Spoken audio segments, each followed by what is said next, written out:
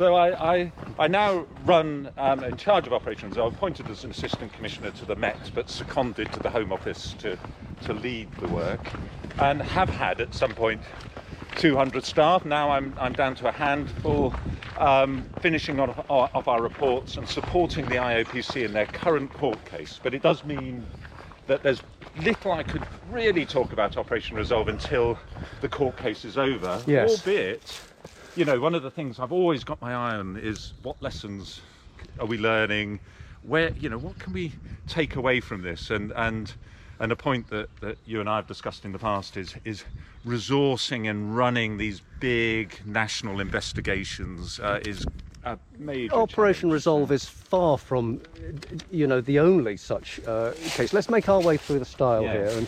And, so, you know, many other significant operations. The one that immediately comes to mind, in my mind at least, is Operation Steak Knife, which is looking at circumstances in Northern Ireland. Yes, and So, and there's been Stovewood with the National Crime Agency, and yes, we have to do a bit of juggling here over obstacles. Magenta into the Gosport Hospital.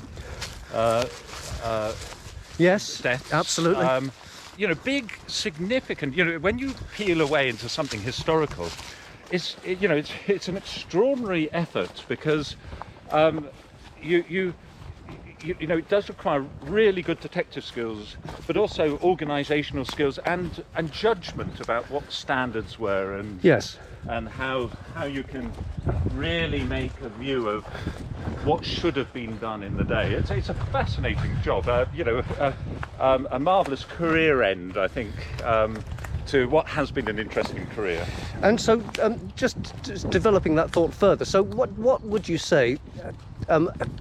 Your experience of Operation Resolve leads you to believe might be done differently in terms of constituting future such operations. Yeah, I certainly feel the police service, when they set something like this up, Operation Resolve or any of the others. Yes.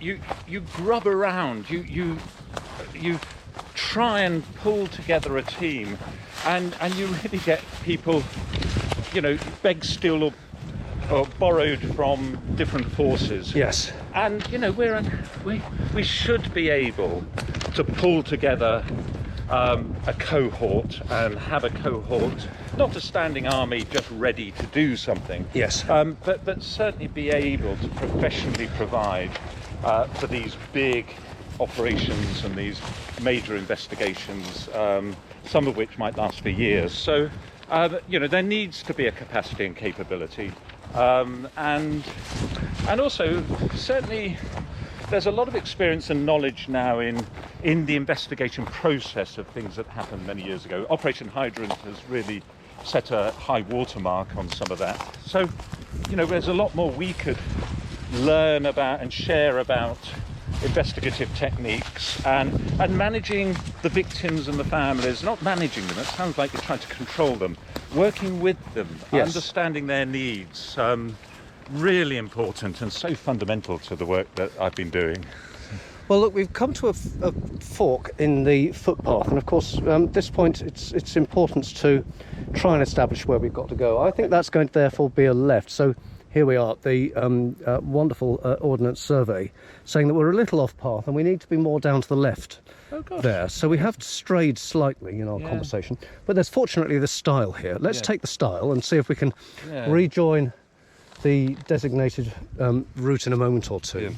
As we all have our phones. We all have our maps, phones. you know. Technology is so wonderful, isn't it? Do you want to hop over the stile? Yeah, This one here, we're going this way. I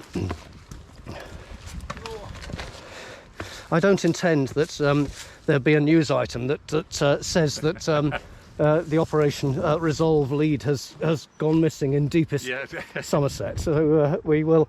I'm not sure they're going to miss it that much.